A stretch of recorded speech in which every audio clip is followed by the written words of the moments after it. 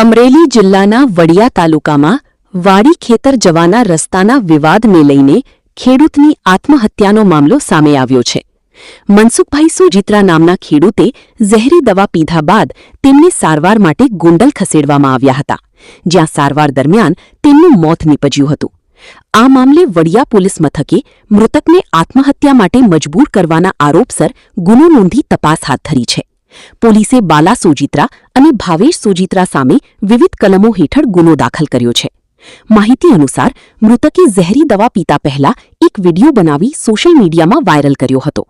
વિડિયોમાં તેમણે આક્ષેપ કર્યો હતો કે બાજુની વાડીના માલિકોએ તેમની વાડી તરફ જતો રસ્તો બંધ કરી દીધો હતો, તેમજ સતત ગાળો આપી માનસિક ત્રાસ આપતા હોવાથી તેમણે આ પગલું ભર્યું હતું. બીજી તરફ પીડિત પરિવારજનોએ ન્યાયની માંગ સાથે ગંભીર આક્ષેપો કર્યા છે.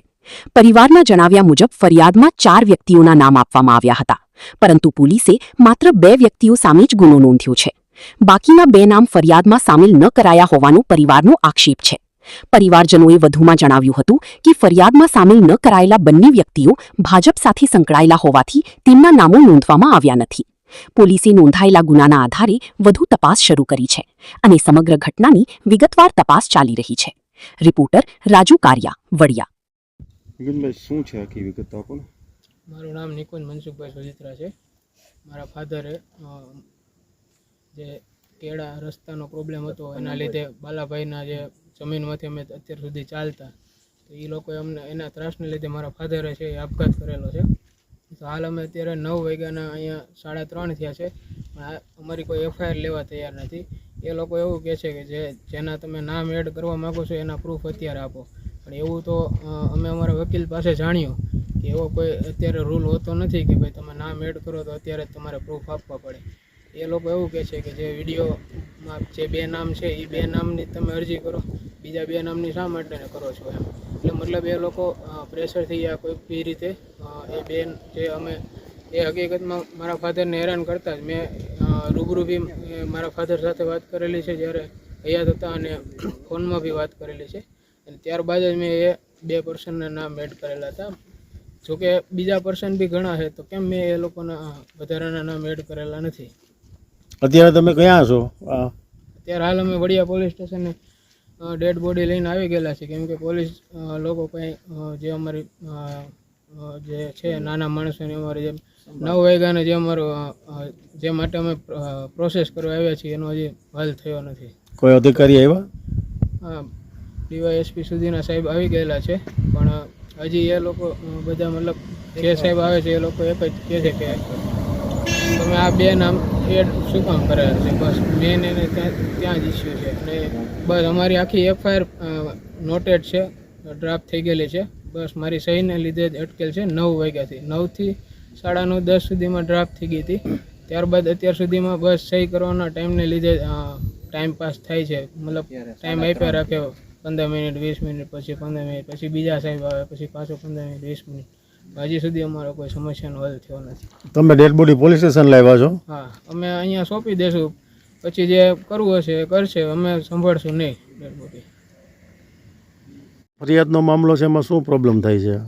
મારા ફાધર જે વિડીયો બનાવીને ગયા છે, તો એને 2 લોકોનો એમાં ઉલ્લેખ કરેલો હતો અત્યારે, કે બાલાભાઈ મંજીભાઈ સોજીત્રા અને એમના પુત્ર જે ભાવેશભાઈ બાલાભાઈ સોજીત્રા.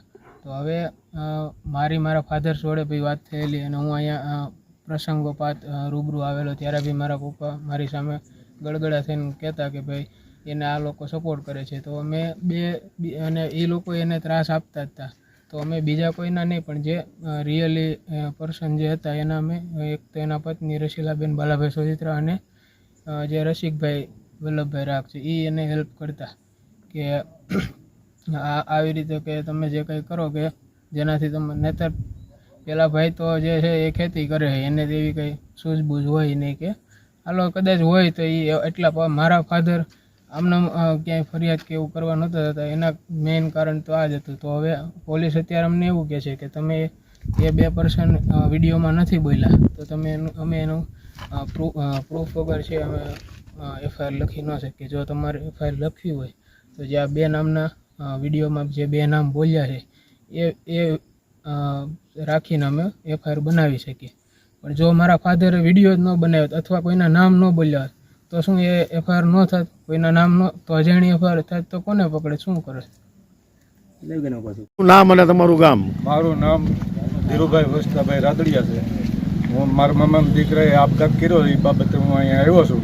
પોલીસ સ્ટેશનમાં, વડિયાના પોલીસ સ્ટેશનમાં રાજકીય દબાણના હિસાબે કોઈ ફરિયાદ લેવા તૈયાર નથી. અને એ કહે એ પ્રમાણે ફરિયાદ લ્યો તો તમારી ફરિયાદ થાય, આના નામ કાઢી નાખો, આના નામ કાઢી નાખો તો જ ફરિયાદ લે, બાકી ફરિયાદ લેવાનું નથી. તમારે જ્યાં જવું હોય ત્યાં જાઓ. આવી રીતે ડીવાયએસપી, પીએસઆઈ બધા આ જ જવાબ આપે છે. 18 કલાકથી અહીંયા લાશને લઈને બેઠા છીએ અમે. તો આનું કંઈક કરવા વિનંતી કરી છીએ અમે. નહીં. મારું નામ છે સાગરભાઈ ગજેરા. અમે અહીંયા મનસુખભાઈ સોજિત્રાને ન્યાય અપાવવા માટે આવ્યા છીએ અને પોતે 2 દિવસ પહેલાં રસ્તાના વાંધાથી દવા પી ગયા હતા અને કાલ સાંજે એનું મૃત્યુ થયું છે. અને કાલ સાંજના અમે વડિયા પોલીસ સ્ટેશને એની ગોળી લઈને આવ્યા છીએ અને તે લોકો અમારી એફઆઈઆર લેતા નથી અને કોકના દબાણથી એફઆઈઆર લેતા નથી, ખ્યાલ નથી. પણ 4 નામ લેશે અને એફઆઈઆર ફાટશે પછી અમે અહીંથી એની ડેડ બોડી ઉપાડશું, ત્યાં સુધી અમે ડેડ બોડી અહીંયા રહેવા દેવાના છીએ. આ બધા જ લોકો અમે એને અહીંયા ન્યાય અપાવવા માટે આવ્યા છીએ.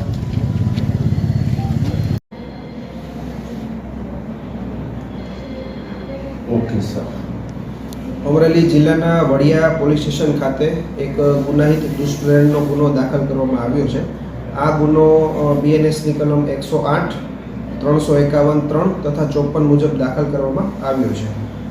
આ ગુનાની ટૂંક વિગત એ પ્રકારની છે કે આ ગુનામાં જે મરણ જનાર છે તેમનું નામ છે મનસુખભાઈ જીણાભાઈ સોજિત્રા. આ મનસુખભાઈ સોજિત્રા છે તેમની વડીલ ઉપરજીત એક જમીન આવેલી છે ગામમાં. એ જમીનની બાજુમાં જે આ કામના આરોપીઓ છે બાલાભાઈ મંજીભાઈ સોજિત્રા તથા ભાવેશભાઈ બાલાભાઈ સોજિત્રા, તેમના દ્વારા વાડીએ જવાનો જે રસ્તો છે એ વર્ષોથી અવારનવાર રોકવામાં આવતો હોય છે અને તેમને ઘણીવાર ગાળો દેવામાં પણ આવતી હોય છે. આ બાબતના ત્રાસથી આ કામના જે મરણ જનાર છે તેમના દ્વારા પોતાની વાડીમાં ઝેરી દવા પી અને આપઘાત કરવાનો પ્રયાસ કરવામાં આવ્યો હતો. ત્યારબાદ તેમને હોસ્પિટલ ખાતે ખસેડવામાં આવ્યા હતા. ત્યાં તેમનું મૃત્યુ નિપજેલું હતું. પોલીસ દ્વારા ધોરણસર આની ફરિયાદ લઈ અને આરોપી પકડવાની તજવીજ હાલ ચાલુ છે.